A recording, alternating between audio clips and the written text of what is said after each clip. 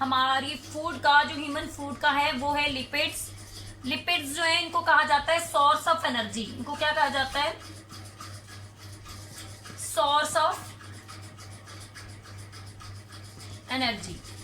इनको energy of source of energy कहा जाता है। क्यों? इससे हमें बहुत एनर्जी मिलती है। ये होते कहाँ हैं? ये हमारे टिश्यूज के अंदर स्टोर होते हैं। कहाँ स्टोर होते हैं? टिश्यूज में ये स्टोर होते हैं। और ये क्या करते हैं?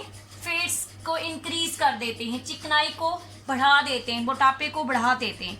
और अगर ये ज्यादा हो जाए तो बॉडी में नुकसान भी हो सकता है। इसी वजह से लिमिट अमाउंट में हमें इनकी रिक्वायरमेंट्स होती हैं।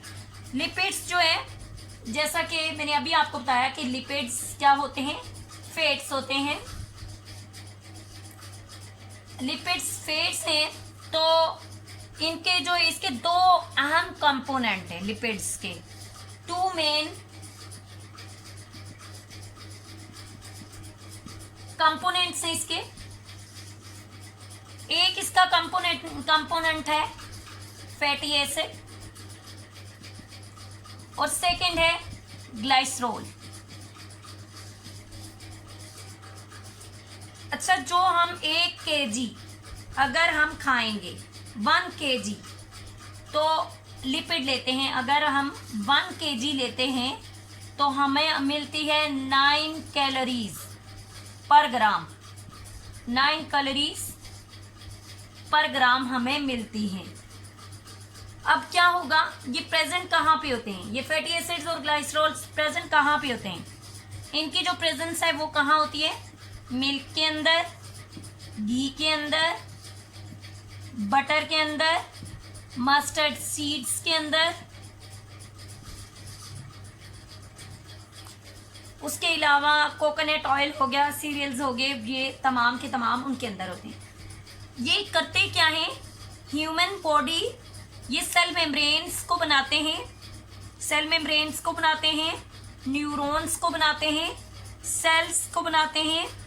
ये कार्बोहाइड्रेट से ज़्यादा एनर्जी देते हैं। ये कार्बोहाइड्रेट से भी ज़्यादा एनर्जी देते हैं। अब हमारे पास जो है ये इसके जो दो जो यूजेस हैं, एक हम जो फैटी एसिड्स करते हैं सैचुरेटेड करते हैं और एक हम अनसैचुरेटेड करते हैं। अब मैं आपको बताऊंगी कि जो सैचुरेटेड हैं वो कौन से हैं और अनसैचुरेटेड हमारी बॉडी के अंदर क्या करते हैं। एक है हमारे पास सैचुरेटेड और दूसरे हमारे पास होते हैं अनसैचुरेटेड। सैचुरेटेड फैटी एसिड्स और अनसैचुरेटेड फैटी एसिड्स। अब ये करते क्या है? इसमें क्या होता है? इसमें सिंगल बॉन्ड होता है। सिंगल बॉन्ड, इसमें क्या होता है? सिंगल बॉन्ड, यानी हाइड्रोजन के साथ कार्बन ने हाइड्रोजन के साथ बॉन्ड बनाया। कार्बन ने किसके साथ बॉन्ड बनाया? फॉर एग्जाम्पल हाइड्रोजन के साथ बॉन्ड बनाया। ये आप देखें कि ये सिंगल बॉन्ड्स। अब ये होते कैसे हैं? ये रूम टेम्परेचर पे सॉलिड होते हैं। रूम टेम्परेचर पे ये क्या होते हैं? ये सॉलिड होते हैं। रूम टेम्परेचर पे सॉलिड होते हैं। रूम टेम्परेचर जो है वो स्टूडेंट्स होता कितना है? उसकी जो वो है जो फिगर है वो है 25 डिग्री सेल्सियस। रूम टेम्परेचर कितना होता है? 25। Normal room temperature 25 degree Celsius होता है। उसके बाद स्टूडेंट्स अगर मैं बात करूं अनसैचुरेटेड की, तो इसमें डबल और ट्रिपल बॉन्ड बनाते हैं। ये कौन से बनाते हैं? डबल भी हो सकते हैं एंड ट्रिपल भी हो सकते हैं। ये डबल भी हो सकते हैं और ये ट्रिपल बॉन्ड भी हो सकते हैं इनके। अब ये क्या होते हैं कि लिक्विड होते हैं रूम टेम्परेचर पे, जब ये सॉलिड होते हैं और ये रूम टेम्परेचर पे कैसे होते हैं? रूम टेम्परेचर पे लिक्विड होते हैं। अभी आपको एग्जांपल से पता चल जाएगा। उसके बाद जो है सैचुरेटेड फैटी एसिड्स जितने भी होते हैं, फॉर एग्जांपल मेरे पास बटर है, ये 70% सैचुरेटेड है। जो बटर 70% है, सैचुरेटेड है। और सनफ्लावर की जहाँ पे बात करते हैं, सनफ्लावर जो है वो 75% क्या है, अनसैचुरेटेड।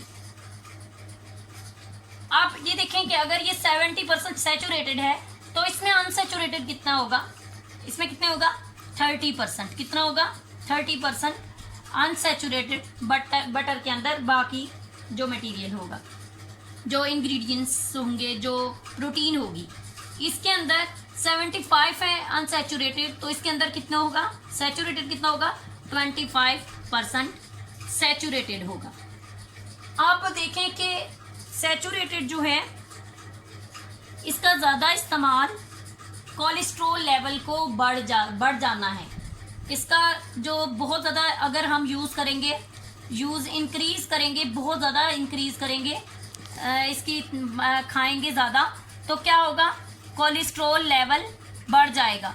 जब कोलेस्ट्रॉल लेवल बढ़ेगा तो फिर क्या होगा कि फिर जो आर्टरीज़ हैं, शरियाने हैं, वो ब्लॉक हो जाएंगी और इस तरह से हार्ट अटैक का जो है चांसेस ज़्यादा होते हैं। सो सैचुरेटेड फैटी एसिड्स को हमें कम मिकदार में लेना चाहिए। जो ज़्यादातर जो है कुछ ऐसे हैं इम्पोर्टेंट जो सोर्सेज हैं लिपिड्स के, वो मिल्क हो गया, बटर हो गया, cheese, eggs, mutton, fish, mustard seeds, ये जितने भी हैं, ड्राई फ्रूट्स, ये तमाम की तमाम इनकी जो क्वांटिटी है वो सूटेबल लेनी चाहिए, ज़्यादा नहीं लेनी चाहिए, ताकि नुकसानदेह साबित ना हो।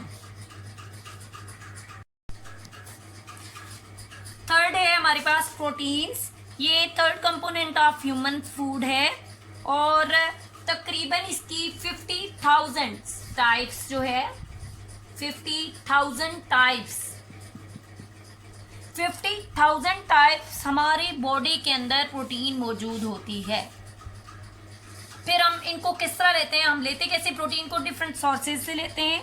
फॉर एग्जांपल हम अगर एग की बात करते हैं, एक अंडे की बात करते हैं, तो जो इसकी सफ़ेदी है वो हमारी क्या होगी, प्रोटीन होगी।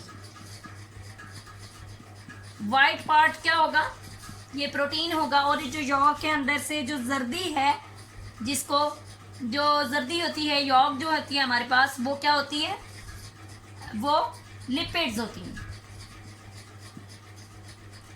तो लिपिड्स जो है वो ज़्यादा जो है बॉडी के अंदर अगर इकट्ठी हो जाए तो वो भी खतरनाक होती है, जो मैं आपको बता चुकी हूँ। तो डिफरेंट काइंड्स ऑफ प्रोटीन्स हैं जो हम लेते हैं। और प्रोटीन जो है बना किससे, कंपोज किससे हुई है, अमाइनो एसिड्स से। ये किससे बनी है, अमाइनो एसिड्स। ये एक्चुअल में होता क्या है, अमाइनो एसिड्स प्रोटीन्स होते हैं। ये बनते कैसे हैं, ये होते क्या हैं, प्रोटीन्स होते हैं। ये बनती कैसे हैं, अगर प्रोटीन्स की तादाद, ये इनकी बहुत सारी कैटेगरीज होती हैं।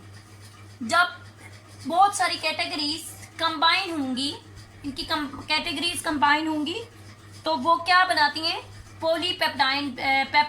पेप्टिडाइड्स बनाती हैं, पेप्टाइड्स बनाती हैं।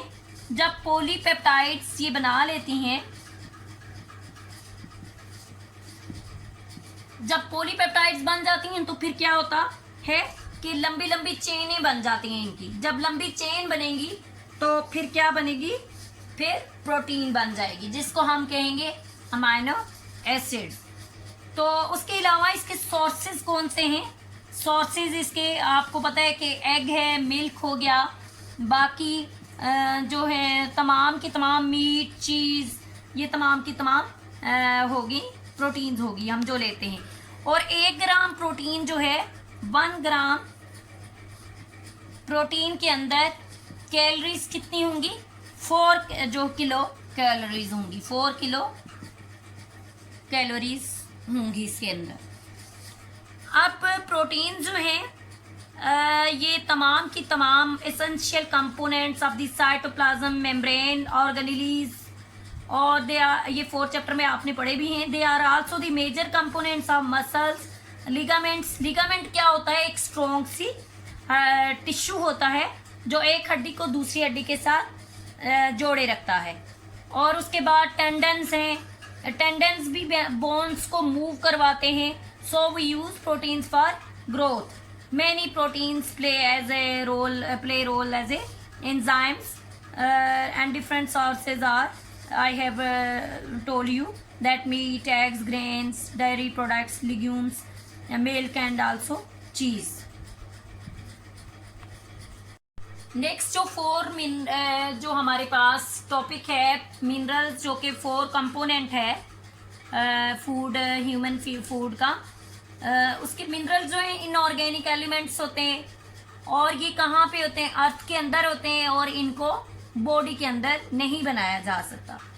ये इम्पोर्टेंट रोल्स प्ले करते हैं बॉडी की फंक्शन में, और नेसेसरी हैं हेल्थ की मेंटेन करने में भी। So most of the minerals in human diet come from directly from plants and indirectly from animal foods. Minerals की जो है हम बॉडी में 2 तरह से यूज करते हैं। एक है मेजर मिनरल्स,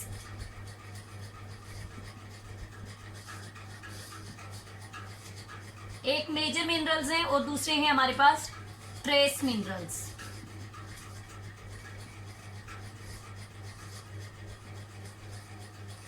जो हमारे पास मेजर मिनरल्स हैं, इनको हमारी बॉडी ऑलमोस्ट 100 ग्राम रोजाना जरूरत होती है।